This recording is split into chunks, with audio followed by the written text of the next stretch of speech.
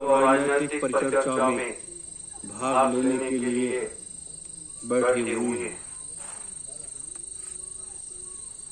मेरे धर्म प्रेमी गुरु भाइयों, ये काल माया का देश है। यहाँ कोई रहने नहीं आया। जिसने भी जन्म लिया उसकी मृत्यु जरूर हुई। वो जरूर ये शरीर छोड़ करके चला गया और एक नए शरीर को धारण किया। पशु पक्षी जीव जल जितने भी 84 लाख जीव हैं, उन सबको इस आवागमन के चक्कर में नाचना पड़ता है। ये वो यथार्थ सत्य है जिस यथार्थ सत्य को झुठलाया नहीं जा सकता। चाहे कोई देवी देवता आया मनुष्य के रूप में, चाहे वो संत महात्मा आया या ऋषि मुनि कोई भी आया, सबको एक दिन जाना पड़ा। लेकिन जाने का भी एक विधान है, एक रास्ता है कि जब व्यक्ति की सांसों की पूंजी समाप्त हो जाती है तब वो इस संसार छोड़ करके चला जाता है। और कुछ जीवात्माएं ऐसी हैं जो समय के पहले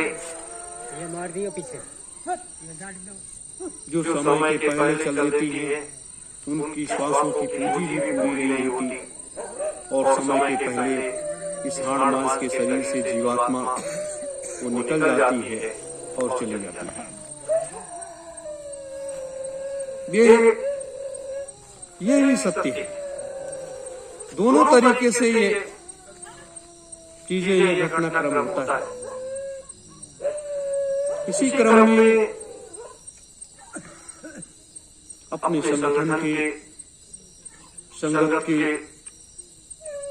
बहुत जुझारू और कर्मठ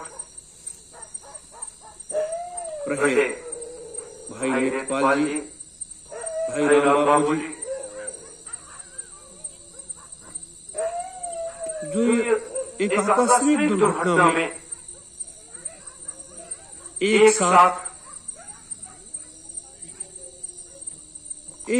उनके इस शरीर में बैठी हुई जीवात्मा एक झटके में दोनों साथ निकल गई और ये हाड़ मांस का शरीर जो है यही पर छोड़ गया। ये हृदय विदारक दृश्य, ये दुखदायी विपत्ति संगठन के ऊपर, संगत के ऊपर और परिवार के ऊपर हिमालय पहाड़ के तरीके से ये विपत्ति आकर के सामने खड़ी हो गई। ये छोटी मोटी घटना नहीं है, ये बहुत बड़ी घटना। कलयुग ने ये झपट्टा मारने का प्रयास किया और उसने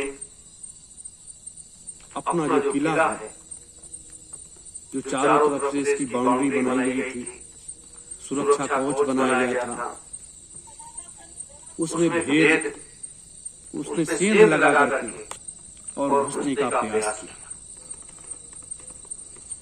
और हम लोग उस सेंध को, उस छेद को बंद नहीं कर पाए और वो घुस गए।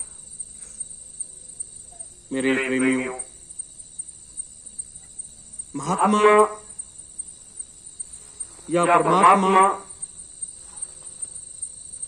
किसी को एक रास्ता बताते हैं, एक माध्यम बताते हैं कि ये कार्य आप कर लीजिए, इससे आपके घर परिवार में सुख और शांति आ जाएगी, आपके ऊपर किसी प्रकार की मुसीबत विपत्ति नहीं आएगी, जो भी दुख तकलीफें ग्रहों का प्रकोप है वो सब दूर चला जाएगा। ये भी एक मृतलोक का एक विधान है जिसे महात्मा और परमात्मा जब भी भगवान इस मृतलोक में आए, उन्होंने इस तरीके से रास्ते बताए। महात्माओं ने, ऋषियों मुनियों ने भी इस तरीके से रास्ते बताए जिससे आप सुरक्षित रहें, किसी प्रकार की मुसीबत परेशानी आपके ऊपर ना आने पाए। लेकिन क्या होता है, मनुष्य जो होता है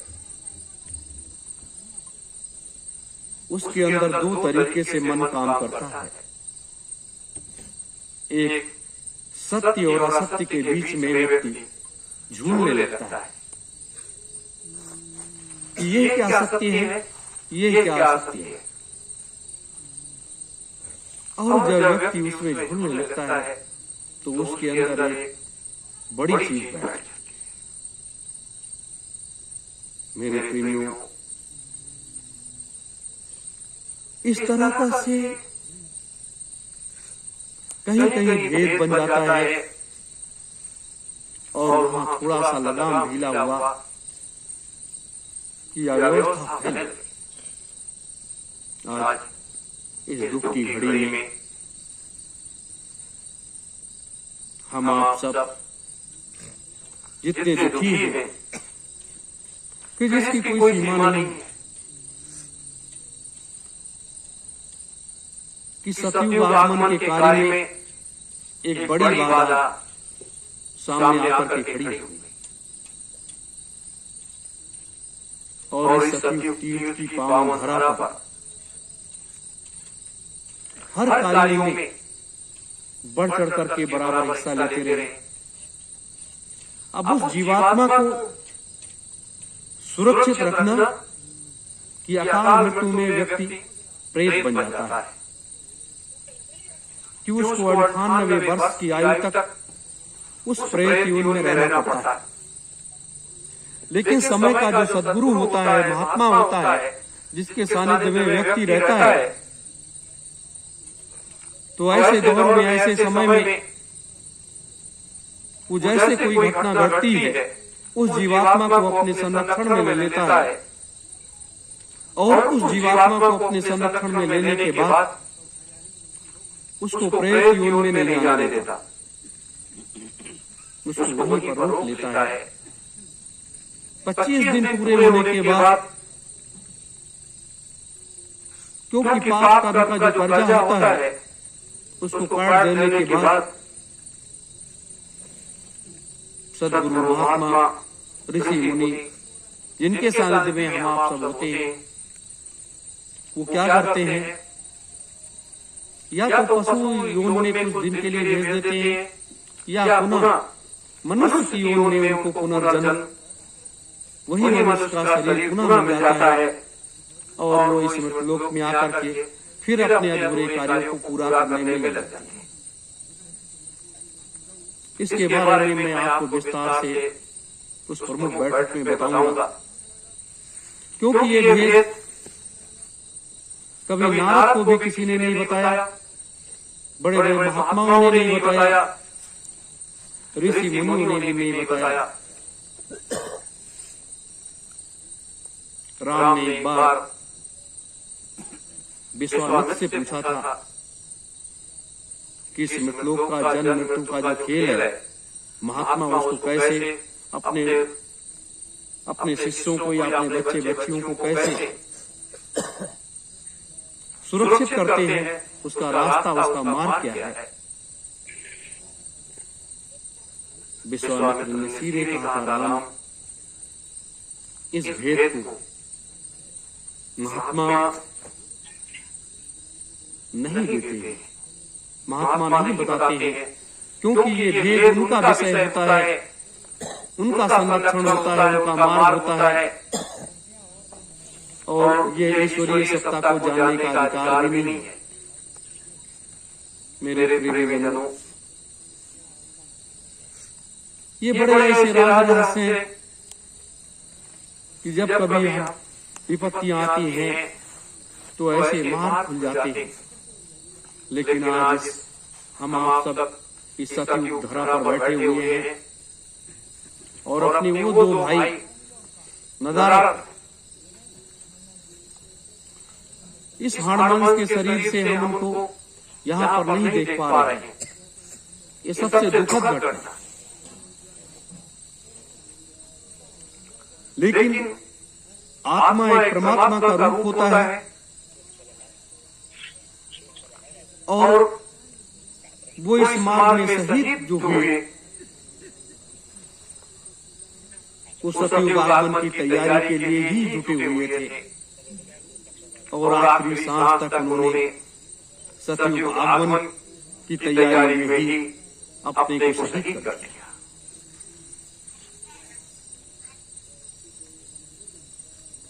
तो ऐसी बात नहीं है।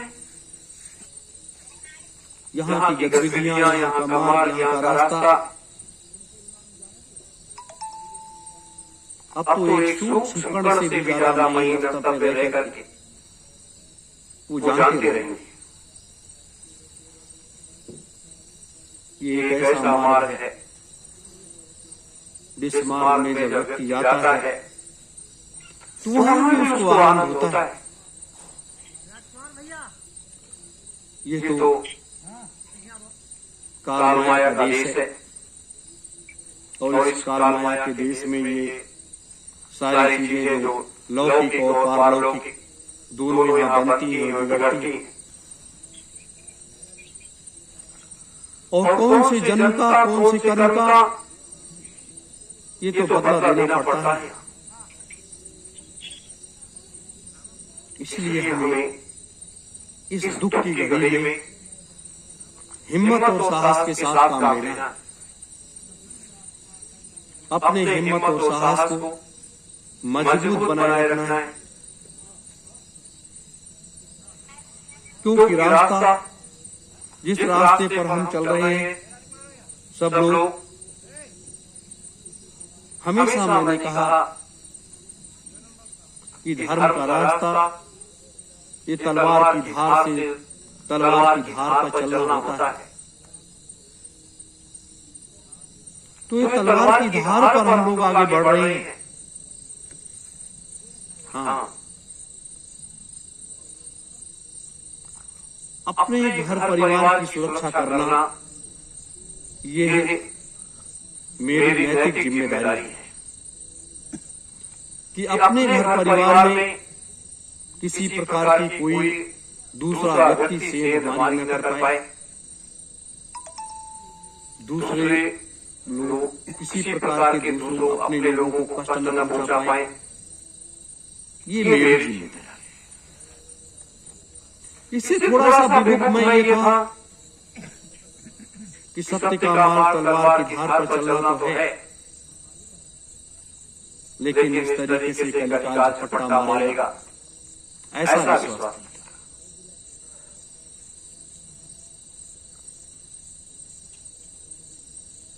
लेकिन हमें आपको इस दुख की घड़ी में धैर्य रखते हुए ये मालिक से प्रार्थना करनी है कि मनुष्य के शरीर में पुनः इस मृत्युलोक में आकर के जिस तरीके से जन्म और मृत्यु का कष्ट एक बार झेला है, उस तरीके से एक बार जन्म लेने में थोड़ा सा कष्ट होगा।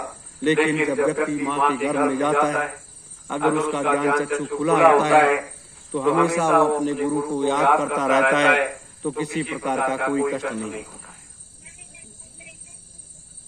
ये भी वो मार्ग है। मैंने तो कभी अभी आप लोगों को वो चीजें कुछ नहीं बताई थी, वो रास्ता नहीं बताया था।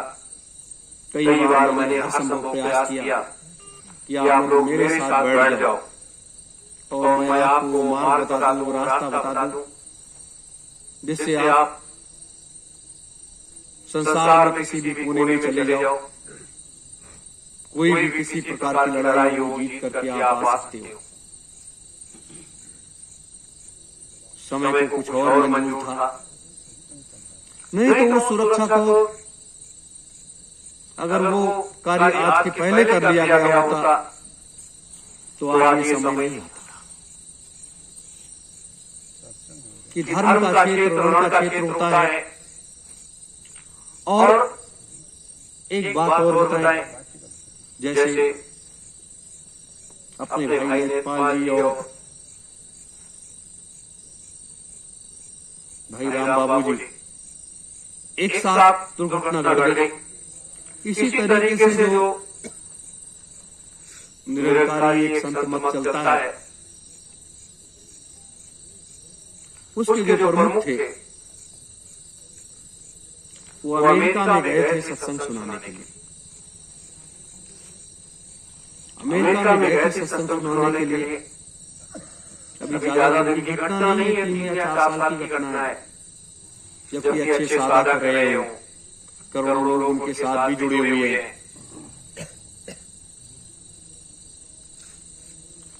तो एक कार दुर्घटना में उनकी यानी ऐसी मृत्यु हुई जिसकी कोई कल्पना भी नहीं कर सकता था।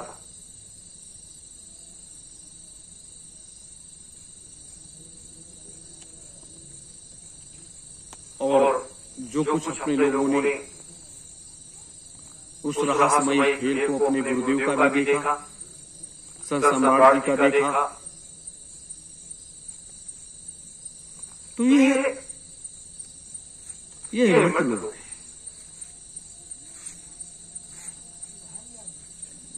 ये रण क्षेत्र है, ये धर्म युद्ध का ये रण क्षेत्र है। और धर्म युद्ध के रण क्षेत्र में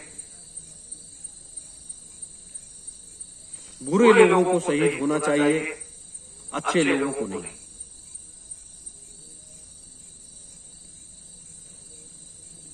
ये है, लेकिन अच्छे लोग जब शहीद हो जाते हैं तब आप जानते हैं तीनों लोगों में हलचल मच उठती है। तीनों लोगों में ऐसी हलचल होती है कि सबके सिंहासन डगमगाने लगते हैं। और सिंहासन कब डगमगाते हैं? जब महात्मा अपने उस क्रोध को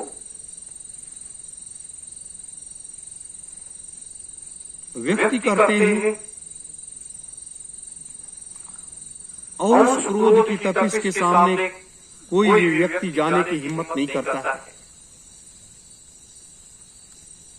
तो कई ऐसे घटनाक्रम हो जाते हैं। आज हम आप सभी सतयुग तीर्थ की पावन धरा पर बैठे हैं। यहां हम आप सब लोग आते हैं, इकट्ठे होते हैं कि हमें सत्य का मार्ग मिलेगा, धर्म का मार्ग मिलेगा, आत्मा और परमात्मा के मिलन का रास्ता मिलेगा, हमारे दुख तकलीफों सारे कष्ट दूर होंगे।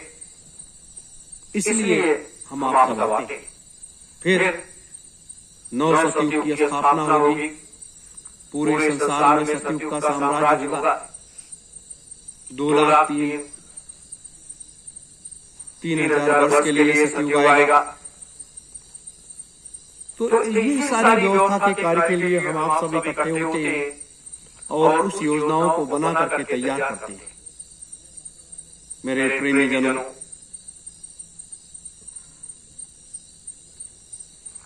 इसलिए इस माया रूपी संसार में सत्य का रूप भी हमें अपने को तैयार करना पड़ेगा सबको, कि मार्ग में आती हुई बाधाओं को भी रोक देना पड़ेगा। और जब मार्ग में आती हुई बाधाओं को आप स्वयं रोक ले जाओगे तो ये बाधाएं दूर जाकर के बैठ जाएंगी और आपके मार्ग में कभी बाधक नहीं बनेंगी। तो कई ऐसी चीजें हैं जिसे हमें आप सबको चिंतन करना चाहिए। आज अपने परिवार में हर व्यक्ति कह रहा है कि इतनी बड़ी घटना घट गई, जब उनकी सुरक्षा नहीं हुई तो मेरी क्या सुरक्षा होगी। सुरक्षा को लेकर के हर व्यक्ति चिंतित, लेकिन सुरक्षा को लेकर के कभी चिंतित नहीं होना चाहिए। मैं पहले भी कहता था, आज भी मैं कहता हूं कि मार्ग में चाहे जितनी कटीली झाड़ियां आ जाए, लेकिन उन कटीली झाड़ियों को साफ करते हुए आप आगे निकल जाएंगे। मेरे प्रेमीजनों, ये जीवन इसी कार्य के लिए मिला, और जब ये जीवन इसी कार्य के लिए मिला है तो इसमें अपने लोगों को लगा देने में बुराई क्या है?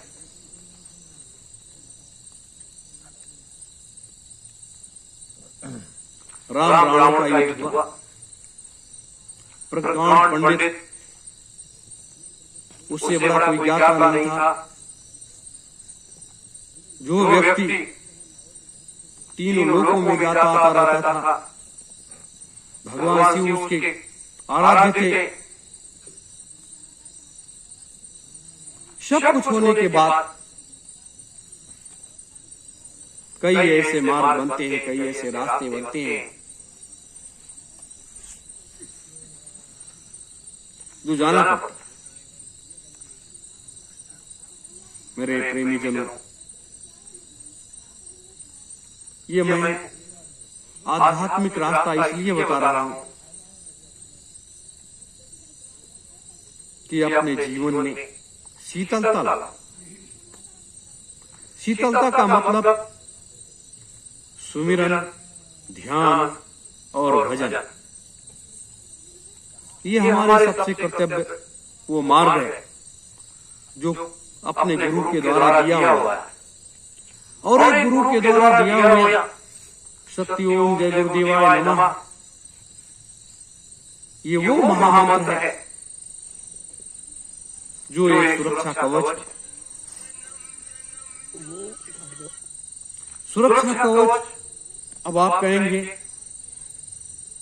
कि हमारे दो भाइयों को ये सुरक्षा कवच नहीं बचा पाया। व्यक्ति के जीवन में वो 24 घंटे मशीन के तरीके से काम तो कर सकता है, लेकिन जब साधना का समय आता है तो उसका मन घुमा करके दूसरी तरफ डाइवर्ट कर देता है कि चलो देखते हैं, अभी बाद में कर लेंगे, अभी बाद में कर लेंगे। और इस तरीके से इसीलिए कहा गया कि 10 मिनट, 15 मिनट, 5 मिनट इतना तो कर सकते हो, सुमिरन ध्यान भजन कर सकते हो, नहीं तो सत्य ओम जय गुरुदेवाय नमः इस महामंत्र का जाप कर सकते हो 15 मिनट। तो 15 मिनट अगर सत्य ओम जय गुरुदेवाय नमः इस महामंत्र का आप जाप करोगे तो आपके अंदर एक ऊर्जा उत्पन्न है।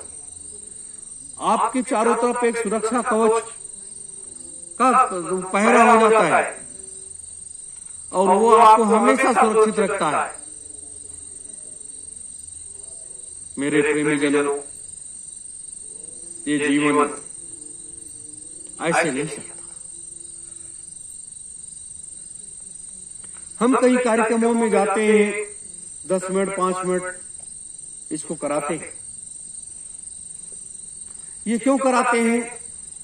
ये आपके मुख से ये कंठस्थ, ये महामंत्र अगर निकलेगा तो ये वायुमंडल में भी गूंजेगा, हमारे रोम रोम में भी ये समाहित होगा, हमारे अंदर भी समाहित होगा, बाहर भी समाहित होगा। इसलिए हम इस महामंत्र का उच्चारण करते हैं। तो ये महामंत्र का उच्चारण करने का ये कार्य है। लेकिन अपने लक्ष्य पथ की तरफ हमें अनवरत आगे बढ़ते रहना। अपने भाई, दोनों भाई भी करते थे, ऐसी बात नहीं कि नहीं करते थे। जो मैंने स्टडी किया है, जो मैंने पाया है,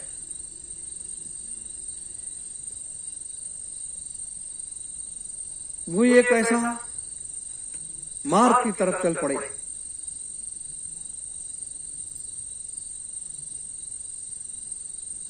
मेरे प्रेमी जनों, आने वाला समय संघर्ष को याद रखता है, इतिहास बन जाता है। मार्ग जो अवरुद्ध होते हैं वो मार्ग खुल जाते हैं।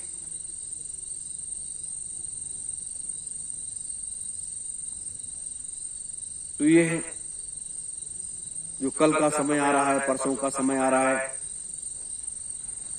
परसों के समय जो एक महत्वपूर्ण बैठक होगी, जिसमें चर्चा पर चर्चा में आप सब लोग भाग लोगे खुल करके।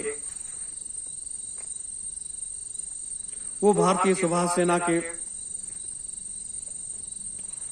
उत्तर प्रदेश विधानसभा चुनाव, उत्तराखंड के विधानसभा चुनाव, पंजाब के विधानसभा चुनाव को लेकर के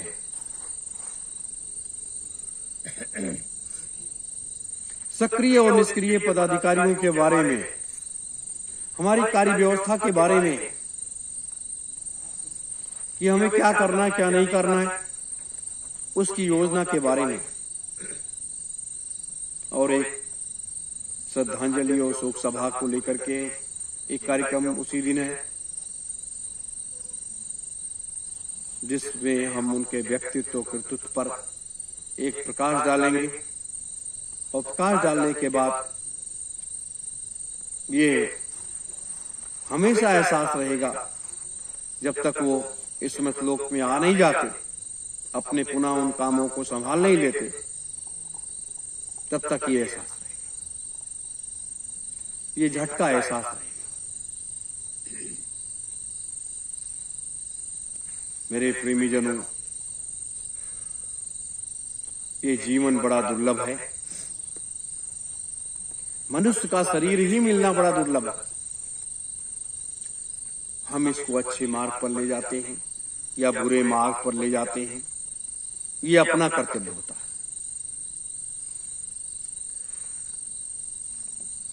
आज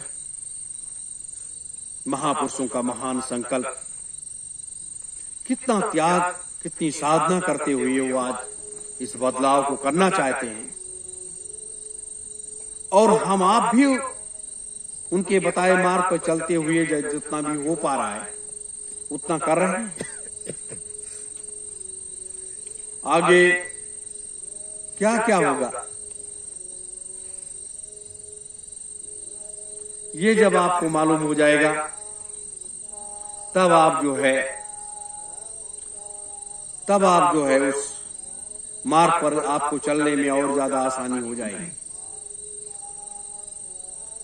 क्योंकि जब तक ये मार्ग नहीं मालूम होता है, तब तक आपको कार्य करने में थोड़ी सी परेशानी आ रही है। मैं हर चीजों को समझता हूं, हर चीजों को जानता हूं। अब यह है कि जानने और समझने में क्या है, किससे कहोगे आप, क्या करोगे आप, ये सबसे बड़ी चीज है। इसलिए हम आप सब अपने को शिथिल न महसूस करें, अपने लक्ष्य पथ को देखें कि हमारी मंजिल क्या है, हमें पहुंचना कहां है, और पहुंच करके हमें करना क्या है। हमें वो चीज को हमेशा ध्यान में रखना होगा, हमेशा याद रखना।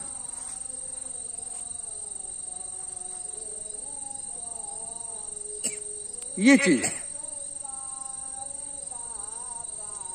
मेरे प्रेमी जनों,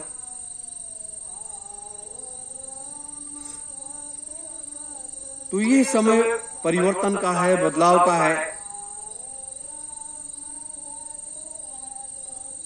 तो अभी तो परिवर्तन हुआ नहीं, बदलाव हुआ नहीं, तो इन चीजों को भी हमें ध्यान में रखना है। हमें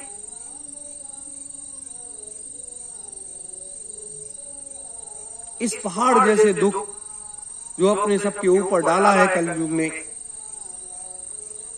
इसको अंतर में बर्दाश्त करते हुए और अंतर में बर्दाश्त करते करते अपने कदम को जो है हमेशा बाहर निकालते रहना।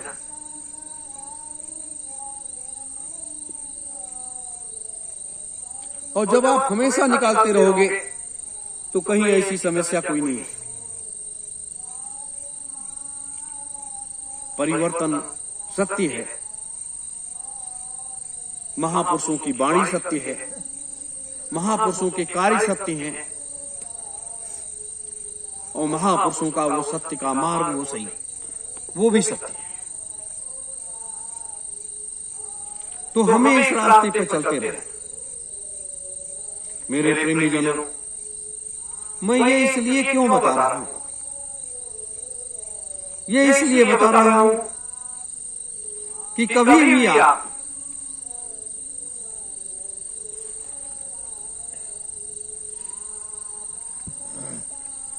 हमेशा अपने मन में ये रखो कि हमारे गुरुदेव हमारे साथ हैं।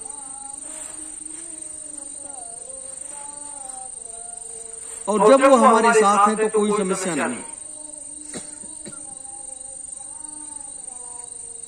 आज वर्तमान में भारतीय सुभाष सेना उत्तर प्रदेश, उत्तराखंड, पंजाब, मैंने बताया कि इन विधानसभा चुनाव की तैयारी कर रहे हैं।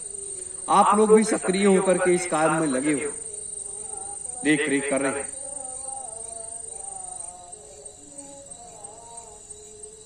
तो जब इस व्यवस्था में लगे हो तो इस व्यवस्था को हमें लग करके सक्रिय होकर के पहाड़ जैसी विपत्ति का मुकाबला करते हुए, हमें अनवरत आगे बढ़ते हुए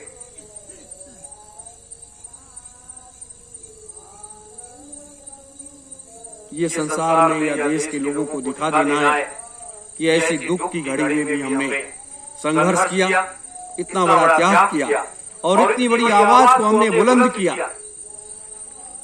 आज जो ये आपका विकास संकल्प पत्र मार्ग में आ रहा है,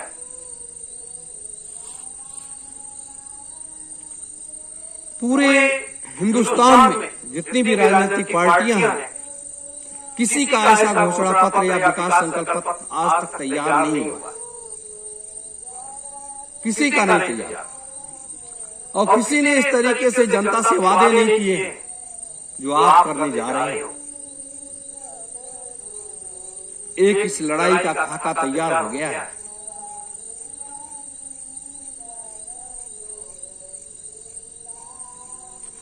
तो जब ये मार्ग तैयार हो गया है, हम आप तो चलेंगे, हमारे आप जैसे लाखों करोड़ों लोग चलेंगे इस मार्ग पर।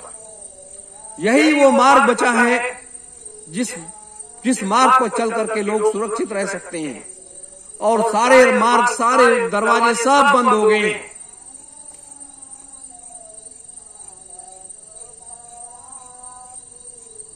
ये आप समझ लीजिए।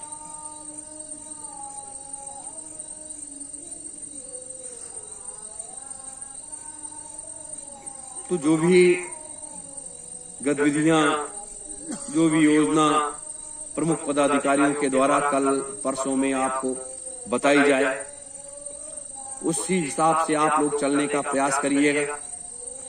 संगठन की मजबूती इस देश की मजबूती है और आपकी मजबूती है।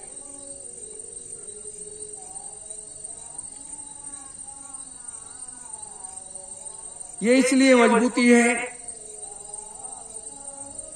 कि इसी मार्ग से बदलाव होना है।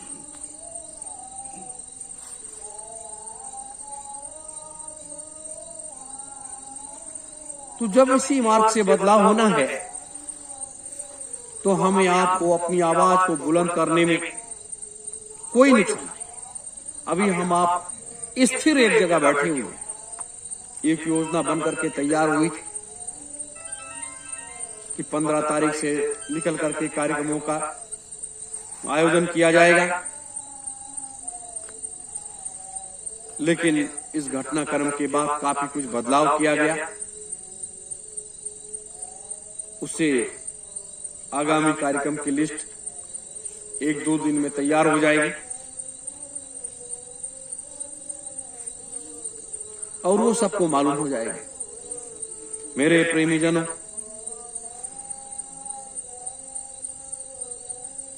संघर्ष के मार्ग पर जब हम आप चल ही पड़े हैं तो पीछे मुड़ करके देखना क्या है।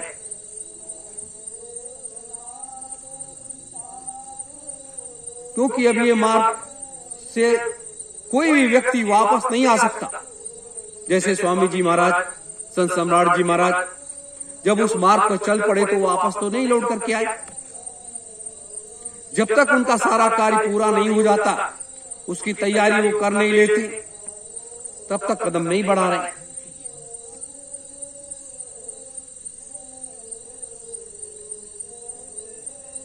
तो उसी तरह से हमें आपको अपने मार्ग पर उठते गिरते हुए आगे बढ़ते रहना है।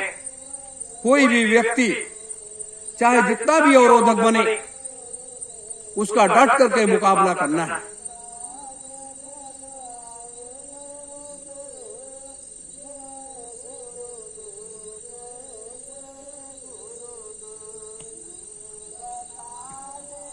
मेरे प्रेमी जनों,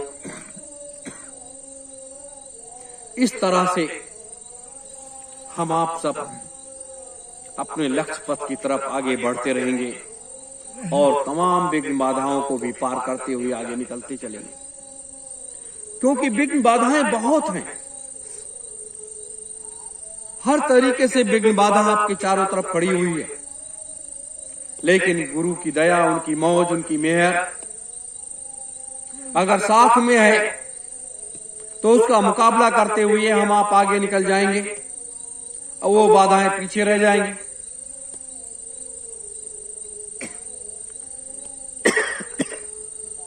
ये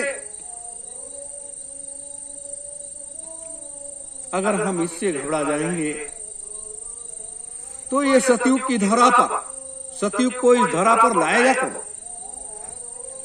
लेकर के अपने गुरुदेव आएंगे, सब कुछ वही करेंगे।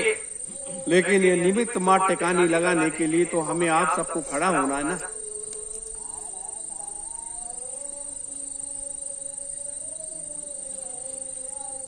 तो अब वो समय आ गया है खड़े होने का, जगने और जगाने का और लोगों से संकल्प कराने का। वो समय आ गया है। इसलिए जो मीटिंग होगी, बैठक होगी, उसमें कई महत्वपूर्ण ऐसे निर्णय लिए जाएंगे, कई ऐसी बातें रखी जाएंगी, चर्चा पर चर्चा। आपको भी बोलना पड़ेगा, सारी बातें आपको भी रखनी पड़ेंगी। तो ये जब इस कार्य में आप लगोगे तो आवाज बुलंद करनी पड़ेगी। नहीं लगोगे, नहीं करनी पड़ेगी, तो समय वो तेजी के साथ आ रहा है।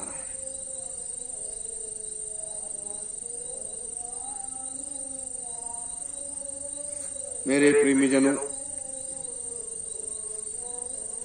हमें आपको आध्यात्मिक और राजनीतिक पर चर्चा जोर शोर से करनी पड़ेगी। हमें लोगों को ये समझाने में हमें आपको कामयाब होना है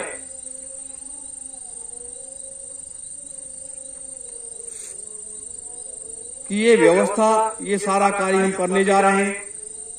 इस आधार पर हमारे संगठन की मजबूती है। इस तरीके से हमारा संगठन काम करने का संकल्प लिया है और ये सारी व्यवस्थाएं हमें आप सबको मिलकर के करनी है।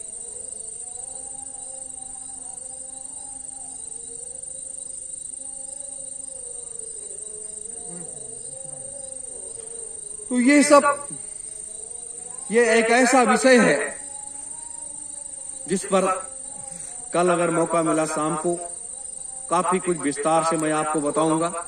शेष परसों का दिन सुबह से लेकर के और रात्रि तक का पूरा समय आपके साथ होगा, क्योंकि अब आपको भी जानने की आवश्यकता है, हमें जगाने की भी आवश्यकता है, आपको समझाने की भी आवश्यकता है। क्योंकि अर्जुन के तरीके से मोह हमारे अंदर व्याप्त ना होने पाए। अगर अर्जुन के तरीके से मोह व्याप्त हो गया तो युद्ध के मैदान में अगर आपने गांडीव रख दिया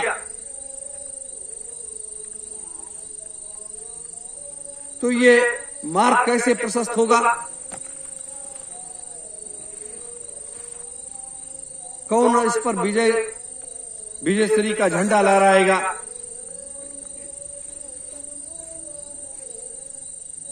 ये भी हमें आपको ध्यान रखना है।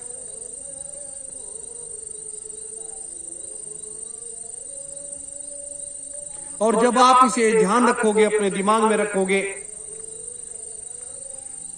तो कहीं भी आप विचलित नहीं होगे। भीष्म पितामह जिस समय बाण सैया पर लेट गए, उस समय दोनों पक्षों में अपार दुख हुआ। दोनों पक्ष दुखी हुए, दुख की कोई सीमा नहीं रह गई।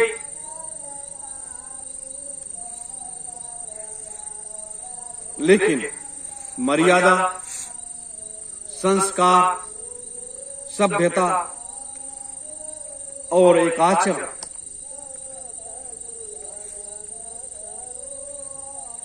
जो साथ में था, उन पांचों पांडवों के लिए काम आया।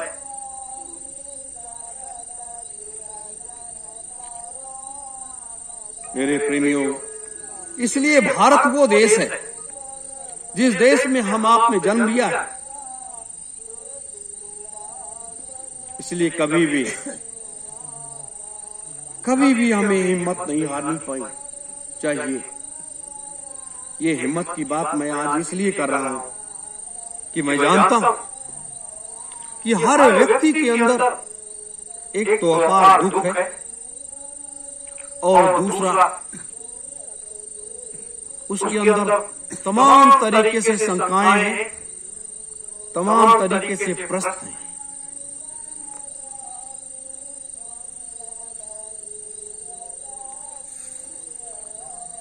इसको समाप्त करना ये मेरा कर्तव्य है कि आपके अंदर अगर कोई चीज बैठ गई है, क्या बैठ गई है, अच्छी चीज है तो ठीक है, अगर बुरी चीज बैठ गई है तो उसको निकालने का काम मेरा, अपने गुरु का है।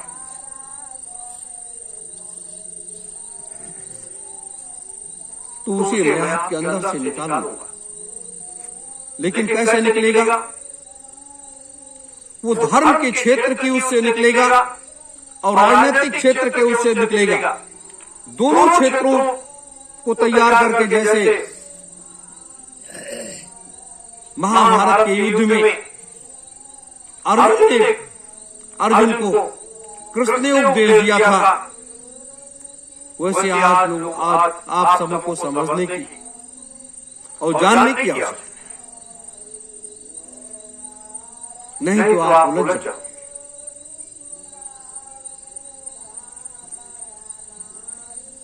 इसलिए आज बस इतना ही।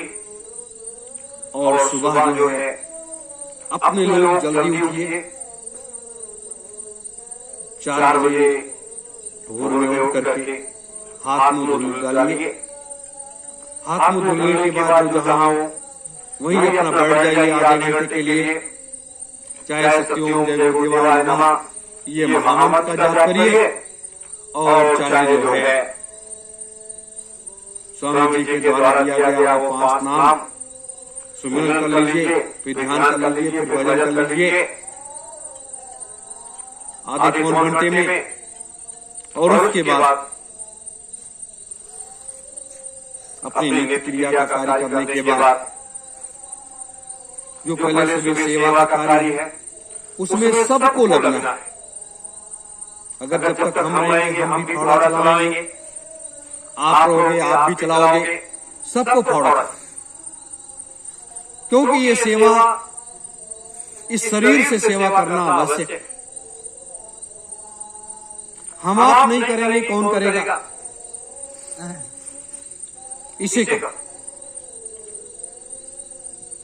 और उसके बाद अपना भोजन प्रसादी आप लोग ग्रहण करेंगे, फिर आगे जो भी कार्य आपको मिलेगा वो करेंगे।